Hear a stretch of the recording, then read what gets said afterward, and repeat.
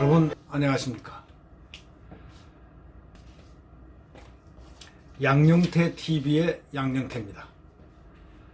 오늘부터 한 며칠간 윤석열 검찰총장에 대해서 한번 시리즈로 그분에 대한 여러 가지 이야기를 해보겠습니다. 현재, 과거, 미래 한번 전망을 해보겠습니다. 윤석열 총장은 우리 국민들이 다 아다시피 국가 운명을 지금 가를 그런 어떤 변곡점 내지는 분수령에 올라서 있는 사람입니다. 검찰총장은 숱하게 명멸했지만 윤석열 검찰총장은 명멸하거나 또는 부상하거나 침묵하거나 하는 그런 말이 어울리지 않는 그러한 특이한 경우의 상황에 처해 있는 소위 국가의 운명을 가를 분수령에 서 있다고 보아 틀림이 없습니다. 지난 7월 25일 문재인 대통령이 윤석열 검찰총장을 임명할 당시 이렇게 얘기했습니다. 정확하게 이렇게 얘기했습니다. 우리 검찰총장님, 우리 편도, 우리 당이라든가 예를 들면 청와대라든가 또는 정부라든가 비리가 있다면 아주 엄정하게 다스려 달라, 이런 식으로 얘기를 했습니다. 근데 이것을 두고 항상 말하는 거지만 지금 문 대통령은 이 말에 대한 진실성 여부가 앞으로 역사가 증명될 것이다. 윤석열 총장에게 임명장을 주면서 한 얘기가 과연 그게 진실이었나, 아니면 허상이었나, 아니면 의례적인 그의 인사치레였나 라는 이런 얘기의 진실성 여부가 가려질 것입니다. 더욱이 중요한 것은 국가 통치자가 그 거대한 어떤 목표를 가진 국정을 운영함에 있어서 그 직위에 합당한 임명장을 줄 때 그 당사자에게 하는 말은 굉장히 진중하고 깊은 영향력이 있으며 성찰을 요하는 그런 말들이 굉장히 깊게 녹아있는 법입니다. 그렇다면 문재인 대통령이 윤석열 검찰총장한테 임명장을 주면서 하는 말, 우리 검찰총장님, 우리 편이 비리를 저지르면 엄정하게 다스립시오. 비록 우리 편일지라도 엄정하게 다스립시오. 한 그 주문은 하나의 핵심 지시사항이라고 봐야 됩니다. 지시사항의 핵심, 바로 가장 큰 업무지침이라고 봐야 됩니다.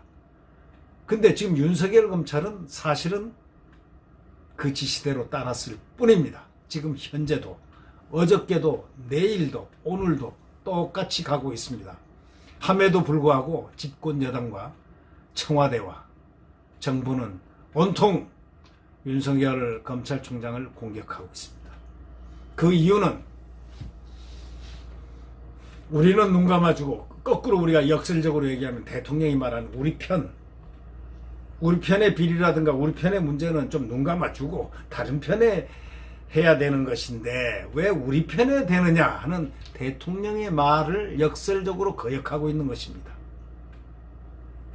윤석열은 대통령의 말을 그대로 따르고 있습니다. 우리 편이라고 당이든 청와대든 검찰이든 어떠한 중요 부서라 하더라도 이 정부 기관 비리가 있으면 가차없이 쳐내라. 그럼 그런 얘기 아니겠습니까? 지금 윤석열 검찰 그렇게 하고 있습니다. 가차없이. 그리고 또 검찰의 본래 목적은 거악의 척결입니다. 거악의 척결이라는 것은 뭐냐? 그냥 일반 형사범죄라든가 또는 민사범죄라든가 이런 것은 전부 다 그건 사법기관을 통해서 다 하는 것이겠지만, 이 형사범죄 중에 거악이란 건 거대한 악, 특히 권력이 저지르는 권력형 범죄는 거악이라고 흔히들 취하죠. 이 고악을 척결하는 것이 바로 검찰의 핵심 기능입니다. 거악은 뭡니까? 권력의 비리를 캐내는 것입니다.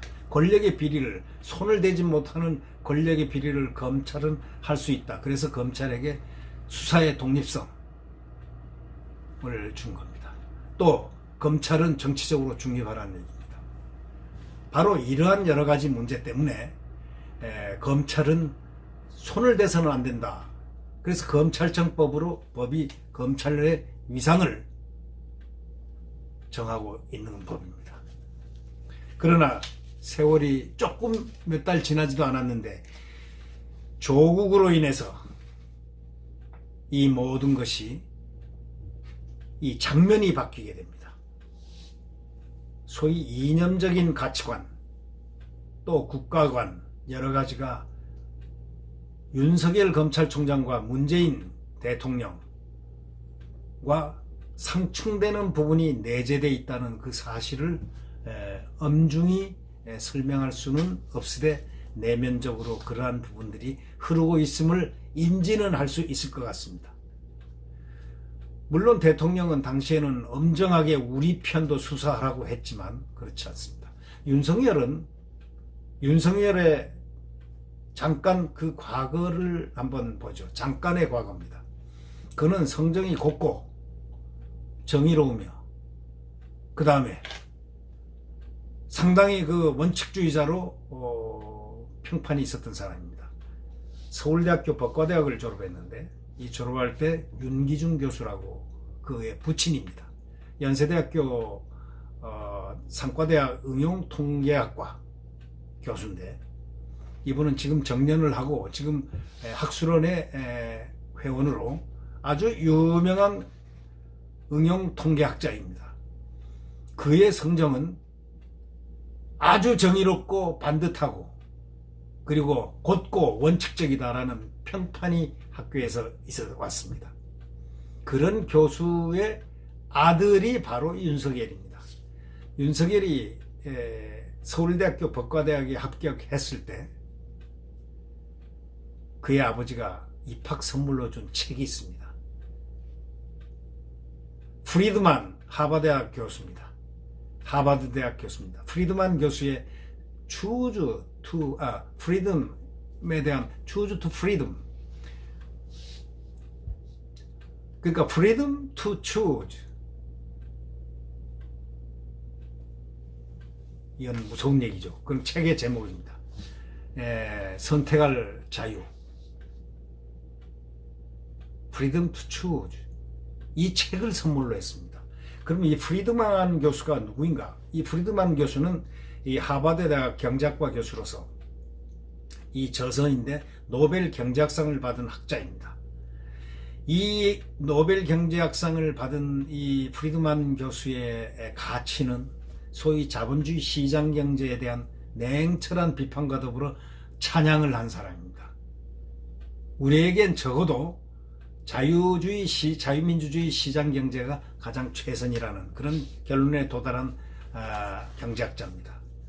그로 인해서 노벨 경제학상을 받은 분입니다. 이분이 쓴 저서 Freedom to Choose,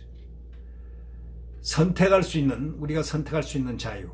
바로 여기는 자유민주주의 시장경제에 대한 녹아있는 철학, 그것에 대한 비판, 그것에 대한 과정, 여러 가지 글이 나와 있는데 결국 자유민주주의의 시장경제는 가장 훌륭한 그 민주주의의 기능으로서의 작동이 된다는 그런 논리가 숨어있는 책입니다.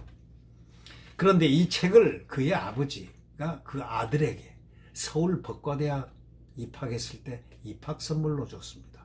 그렇다면 우리는 이런 걸 생각해 보십시오. 그 아버지가 우선 서울대학에 합격을 했다. 그거는 청운의 뜻. 그가 하이틴 때, 고등학교, 중학교 때 그 꿈이 아마 검사를 그렸을 겁니다. 그래서 서울법대를 지향을 했을 겁니다. 그래서 서울법대 합격을 했습니다. 그 합격은 청운의 뜻이라고 봐야 됩니다. 그 청운의 뜻이 무엇인가에 대한 그 답을 그 아버지가 준 셈이 되지 않겠습니까?